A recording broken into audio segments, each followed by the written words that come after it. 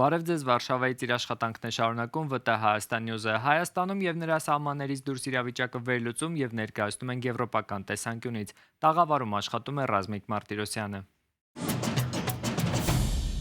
Մայիսի 8-ին պաշտոնապես մեկնարկում է խորհրդարանական ընտրությունների քարոզարշավը։ Հունիսի 7-ին կայանալիք ընտրություններին մասնակցության հայտ է ներկայացրել 19 քաղաքական ուժ։ Կառավարության այսօրվա նիստին վարչապետ Նիկոլ Փաշինյանը հայտարարել է, որ արձակուրդում են լինելու եւ վաղվանից մասնակցելու են քարոզարշավին։ Մեր ամենամեծ առաջնահերթությունը խորհրդարանական ընտրությունները ժողովրդավարության միջազգային ստանդարտներին համապատասխան անցկացնելն է, ապահովելու Հայաստանի Հանրապետության քաղաքացիների ազատ կամ արտահայտությունը եւ բացառելու ընտրողների կամքի վրա ապօրինի ազդեցությունները։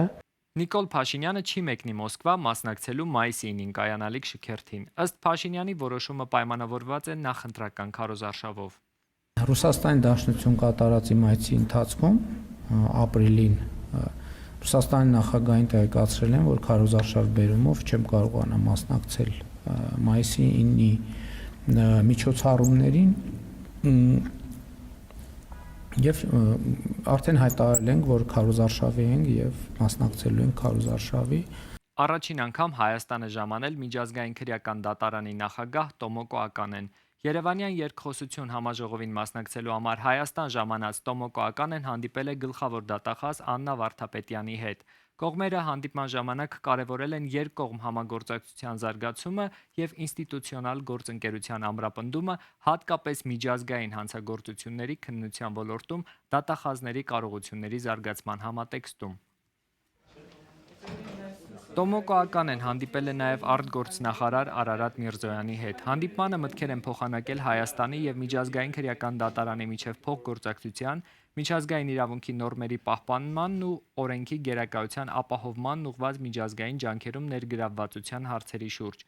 Ռուսաստանի նախագահ Վլադիմիր Պուտինին ձերբակալելու օրդեր տված դատավոր Տոմոկո Ականեն 3 տարի ժամկետով միջազգային քրեական դատարանի նախագահի դատավոր է ընտրվել 2024 թվականին։ Վեդիում դեռահասների նկատմամբ սեռական բռնության դեպքը եզակի չէ։ Որոշ ժամանակ առաջ նման իրավիճակ եղել է Գեղարքունիքում։ Բազմաթիվ իրավիճակներ եղել են նաև Արարատի մարզում։ Գլխավոր դատախազ Աննա Վարդապետյանն է խորհրդարանում հայտարարել, պատասխանելով Հայաստան խմբակցության падգամավոր Քրիստինե Վարդանյանի հարցին։ Դուք անձամբ երբվանից եք տեղյակ դեպքին, ինչ քայլեր եք կոնկրետ դուք ձեռնարկել, եթե ձեռնարկել եք։ Վեդի դեպքի մասին տեղեկացել եմ անմիջապես, երբ հանրայնացվել է, որովհետև ոչ միայն այս դեպքը, այլև եթե կհիշեք, որոշ ժամանակ առաջ համանման իրավիճակ Գեղարքունիքի մարզում էլ ունենք եւ բազմաթիվ իրավիճակներ են ունեցել ոչ միայն Գեղարքունիքի մարզում, այլև Արարատի մարզում։ Ունենք իրավիճակներ, երբ երեխաները ներգրավված են եղել ոռնկագրական բնույթի տեսանյութերի պատրաստման մեջ Երևան քաղաքում եւ Շիրակի մարզում եւ այս ամբողջ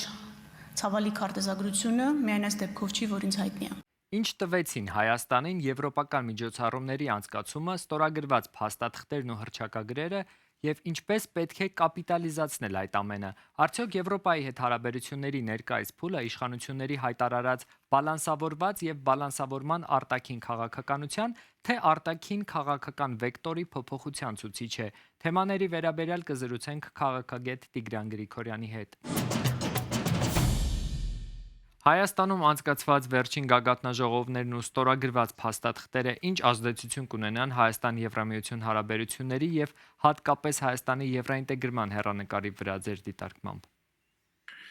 Ես կարծում եմ, որ տեղի ունեցած գագաթնաժողովները ավելի շատ արտացոլում էին այն արդյունքները, որոնք գոյություն ունեին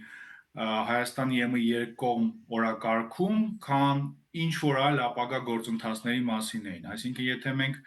կարդում ենք նույն Հայաստանի ԵՄ գագաթնաժողովի արդյունքում ստորագրված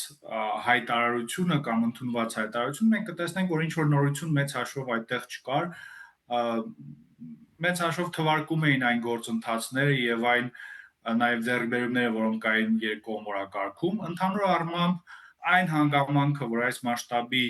միջոցառումներ կազմակերպվում են Հայաստանում, ցույց է տալիս նաև այն, որ Հայաստանը վերջնականապես դարձել է Եվրամիության գլխավոր գործընկերը Հարավային Կովկասում։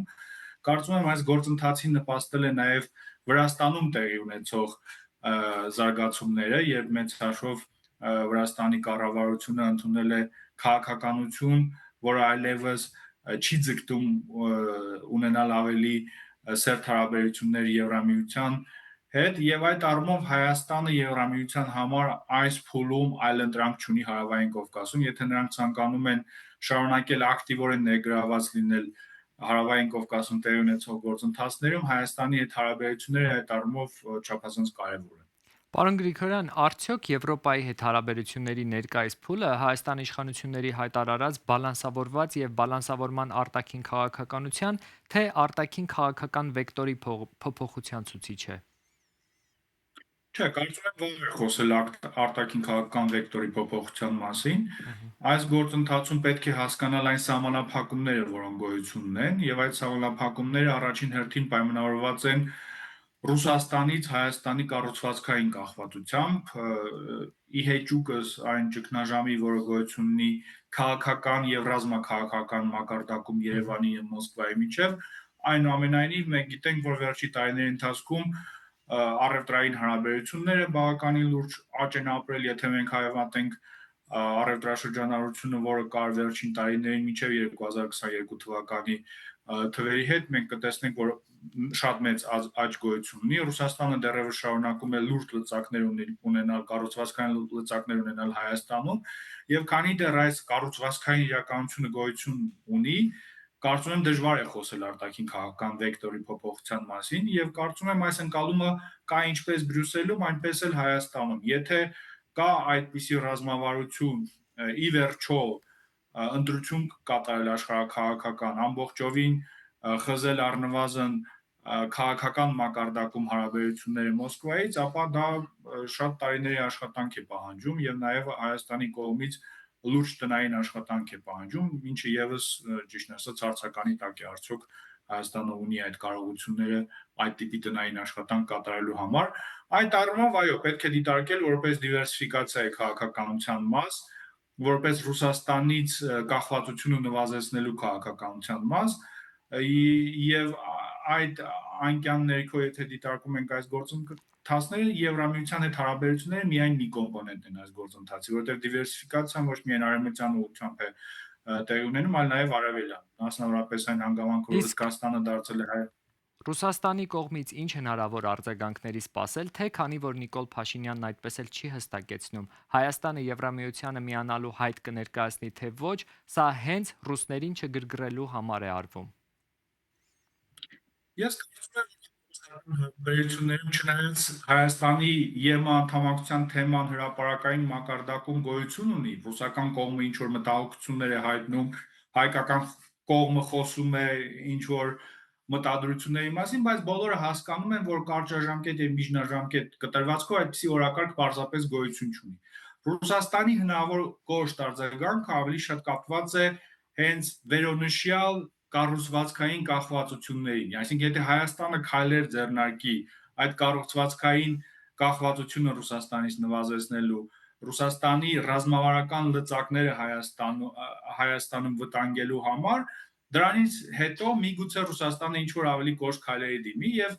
Հայաստանի երկաթգծային համակարգի վերաբերյալ այս խոսակցությունները դրա լավագույն ապացույցն են, երբ Հայաստանի կառավարությունը սկսեց խոսել այն մասին, որ հնարավոր է, որ երկաթգծային համակարգը կառավարումը կարող է փոխանցվել երրորդ կողմի, մենք տեսանք բավականին լուրջ եւ ուղիղ տեքստով հնչեցված սպառնալիքներ ռուսական կողմից եւ կարծում եմ մոտակա ամիսների ընթացքում պետք է կենտրոնանալ մասնավորապես այս թեմայի վրա։ Ես չեմ կարծում, թե Ռուսաստանը շատ լուրջ քայլեր է ձեռնարկելու տնտեսական լծակների օգտագործման առումով ընտրությունների հետ կապված կամ թեկուզ այս գագաթնաժողովների հետ կապված, բայց եթե ընտրություններից հետո Հայաստանը փորձի շարունակել այս քաղաքականությունը կամ այս մտադրությունը փոխարինել ռուսական կառավարումը ինչ որ այլ կառավարմամբ, այդ դեպքում միգուցե մենք կարող ենք տեսնել ինչ որ լծակների կիրառում Մոսկվայի կողմից։ Մտավախություններ են հնչում, որ հատկապես եվրոպական տարբեր երկրների ղեկավարների կողմից Նիկոլ Փաշինյանին աջակցություն հայտնելն իր ազդեցությունը կունենա ընտրությունների վրա, դուք այս առումով ինչ դիտարկումներ կամ մտահոգություններ ունեք։ Դե տեսեք, գալիք խորհրդական ընտրությունները Հայաստանի պատմության մեջ առաջին աշխարհաքաղաքականացված ընտրություններն են։ Սա նշանակում է, որ թե բոլոր ներքին հիմնական դերակատարները ունեն իրենց աշխարհաքաղաքական նախապատվությունները, եւ թե բոլոր արտաքին խաղացողները, որոնք ներգրաված են Հարավային Կովկասում ընթացող գործընթացներում, ունեն իրենց նախապատվությունները։ Ռուսաստանի պարագայում կարծում եմ ամեն ինչ պարզ է եւ շատ ավելի պարզ դարձավ Փաշինյան-Պուտին հանդիպումից հետո, երբ Ռուսաստանի նախագահը գրեթե ուղիղ տեքստով հայտարարեց, թե որ ուժերին է աջակցում, առնվազն անուղղակիորեն Ռուսաստանը նաեւ վերջին ամիսների ընթացքում օգտագործում էր ապատեգատվական եւ կիբեր տարբեր գործիքներ Հայաստանի ներքին գործընթացների վրա ազդելու համար։ Պուտինի հետ հանդիպումից հետո տեսանք, որ որոշակի նաեւ տնտեսական պատժամիջոցներ փոքր կիրառվեցին, այսինքն Ռուսաստանը ունի իր գործիքակազմը, բայց բնականաբար արևմտյան դերակատարները եւս ունեն իրենց նախապատվությունները, կարծում եմ գաղտնիք չի արդեն որևէ մեկի համար, որ թե Եվրամիությունը եւ թե Միացյալ Նահանգները կցանկանային, որպեսզի Հայաստանի գործող իշխանությունները վերընտրվեին գալիք ընտրություններում, եւ այն հանգամանքը, որ ընտրություններից ընդամենը 1 ամիս առաջ կազմակերպվում են այս մասշտաբի միջոցառումներ Երևանում, այն հանգամանքը, որ Ֆրանսիայի նախագահը պետական այցով գտնվում էր Հայաստանում ընտրություններից էլի ընդամենը 1 ամիս առաջ, որ Ֆրանսիա-Հայաստան ռազմավարական գործընկերության այդ փաստաթուղթը, որը կարելի է երևի ստորագրել նաեւ 1 տարի առաջ, ստորագրվում է ընտրություններից առաջ, ցույց է տալիս, որ այնուամենայնիվ, այո, այստեղ ներքաղաքական ինչ որ կոմպոնենտ եւս գոյություն ուներ եւ այս քայլերը արվել են նաեւ այդ թվում Նիկոլ Փաշինյանին գալիք ընտրություններից առաջ աջակցելու համար։ Շնորհակալ եմ ձեզ հետաքրքիր զրույցի համար։ Ես եմ շնորհակալ։ Սյունիքի մարզի Գորիս քաղաքում ամենամեծ խնդիրը զբաղվածության հարցն է, նշում են քաղաքացիները։ Հիմնական զբաղվածություն ապահովողը տուրիզմն է։ Տուրիզմն էլ սեզոնային է, ձմռան ամիսներին գրեթե չկա։ Շատ տարբերակներ չկան նաև երիտասարդների ժամանցի համար։ Սյունիքի ճանապարհները մեզ մառախլապատ ու մի քիչ ցուրտ, բայց ջերմ ու իր հմայքը երբեք չկորցնող Գորիս տարան։ Գորիսը շրջապատող վեր խոյացած քարե անձեռակերտ սյուներն ու նորից կանաչած սարերը եկվորներին հիացնում են, տեղացիների համար սովորականի պես են։ Սովորական են նաև եղանակային պայմանները, վարձավճարների տների թանկ գները եւ տեղ-տեղ անհարթ ճանապարհները։ Այստեղ զբաղվածության խնդիրն են սուր համարում։ Զբաղվածության լուրջ խնդիր ենք ունենում, ոչ միայն զբաղվածության, այլ ընդհանուր կենցաղի կազմակերպման հարցերի խնդիր ենք ունենում, որը իր հետևանքները բերում է արտագաղթի, չգիտեմ, աշխատատեղերը հաճախակի փոփոխելու, միտեղից միտեղ տեղափոխվելու սիմպտոմին։ Գորիսի ամենամեծ հյուրանոց-ռեստորաններից մեկն է Միրհավը։ 37 աշխատատեղ է ապահովում համայնքի համար։ Առհասարակ Գորիսում տուրիզմն է զբաղվածության պատասխանատուն։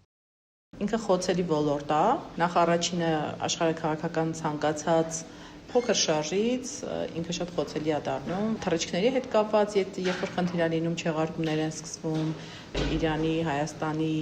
մոտ սահմանային հարցն է, որ երբեմն լինում է ասիական հատվածում է խնդիրը, երբ որ Ասիայում եւ Եվրոպայում հիմա զուգահեռ կռիվներ են եւ մեր հիմնական հաճախորդները գալիս են Եվրոպայից, տարածաշրջանում ամբողջությամբ ոնց որ պատերազմական վիճակներ են, ու մարդիկ հիմնականում զգուշանում են ճամփորդելուց։ Վերջին մի քանի տարիներին, բացառությամբ 2025 թվականի, տուրիզմի ոլորտը անօգնական վիճակում էր, պայմանավորված կորոնավիրուսով եւ պատերազմներով։ Գորիսում կանանց բախմունքի հիմնական մասը հյուրանոցային ոլորտում է, տղամարդկանցը մեքենաների սպասարկման, երիտասարդներն այստեղ ավելի նախաձեռնող են։ Գորիսի երիտասարդների համար չկա այնպիսի տեղ, որ երիտասարդները կան հավաքվեն, իրենց հետաքրքրող ծրագրերին մասնակցեն կամ իրենք հենց ծրագրեր առաջարկեն, ստեղծեն ու այդ իսկ պատճառով ստեղծվել է արվեստանոցը։ Մենք արվեստի հետ կապված տարբեր միջոցառումներ ենք անցկացնում ու ոչ միայն արվեստի հետ կապված, մշակութային տարբեր միջոցառումներ ենք անցկացնում, տարբեր աշխատարաններ ենք կազմակերպում, որոնց ընթացքում երիտասարդները կարող են գալ, ինչ-որ տարբեր բաներ նկարել այլ տարբեր իրերի վրա, կամ օրինակ հետաքրքիր միջոցառումներ են, կոլաժներ ենք գալիս պատրաստում տարբեր, հիմնականում կամավորական սկզբունքով է ամեն ինչ իրականացվում։ Օրինակ Գորիսում կինոթատրոն չունենք ու արվեստանոցը փակում է որոշ չափով այդ ամեն ինչը ու պարբերաբար ստեղ ինչ-որ միջոցառում կինո դիտումներ ենք անցկացնում, մուլտդիտումներ ենք անցկացնում։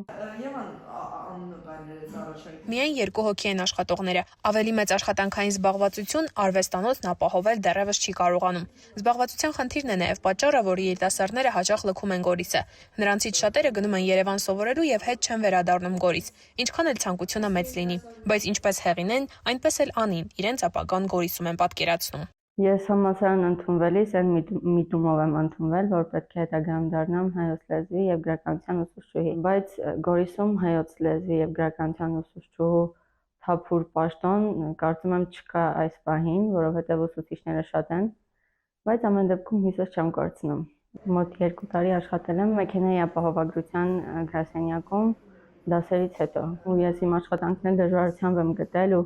երբ որ դուրս եմ եկել, հիմա մտածում եմ, եթե ինչ-որ պահի մտածեմ նորից աշխատելու մասին, կարծում եմ դեռևս չեմ կարողանա հարմար աշխատանք գտնել, որովհետև Գորիսում կոնկրետ մեր տարիքի կամ առհասարակ երիտասարդների համար աշխատանք գտնելը իրականում մի քիչ խնդիր է։ Հիմնական աշխատանքը հենց խանութներում են օրինակ, ու դա էլ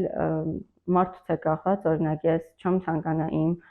ուժը կամ խելքը ներդնել զուտ խանութում աշխատելու համար։ Անիի ու Հեղինեի նման երիտասարդները, որ ուզում են մնալ ու շենացնել հայրենի քաղաքը, շատ են։